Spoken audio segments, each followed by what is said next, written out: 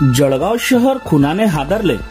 जुन्या वादातून दसऱ्याच्या दिवशी रात्री तरुणाला धारदार शस्त्राने वार केले. जळगाव शहरातील गुन्हेगारांनी डोके वर काढले असून जुन्या वादातून पुन्हा तरुणाची हत्या झाल्याचे समोर आले आहे. जळगावच्या कासमवाडी परिसरात शुक्रवारी दिनांक 3 ऑक्टोबर रोजी रात्री 12:30 वाजेच्या सुमारास खुनाचा प्रकार घडला. ज्ञानेश्वर उर्फ नाना भिकन पाटील, वय वर्ष 27, राहणार कासमवाडी असे खून झालेल्या तरुणाचे नाव आहे. जळगावच्या कासमवाडी परिसरात राहणाऱ्या ज्ञानेश्वर उर्फ नानाच्या घरासमोर राहणाऱ्या काही तरुणांशी जुना वाद होता.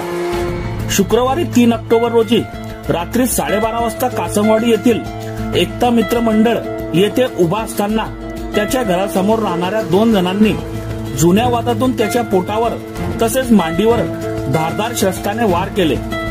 यात ज्ञानेश्वर उर्फ नाना हा गंभीर जखमी झाला. घटनेत नाना उर्फ ज्ञानेश्वर हा गंभीर जखमी झाल्याने त्याला मित्रांनी तातडीने दुचाकी वाहनातून शासकीय वैद्यकीय महाविद्यालयात उपचारासाठी दाखल केले. रुग्णालयात अतिदक्षता विभागात उपचार सुरू असताना तासभरातच त्याचा मृत्यू झाला.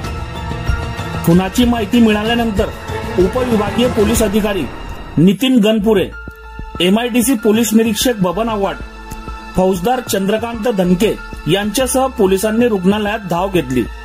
नातेवाईकांनी रुग्णालयात प्रचंड आक्रोश केला. MIDC पोलीस स्टेशनला गुन्हा दाखल करण्यात आला आहे. याबाबत स्थानिक गुन्हे शाखा जळगावच्या पथकाने एका तरुणाला ताब्यात घेतले आहे.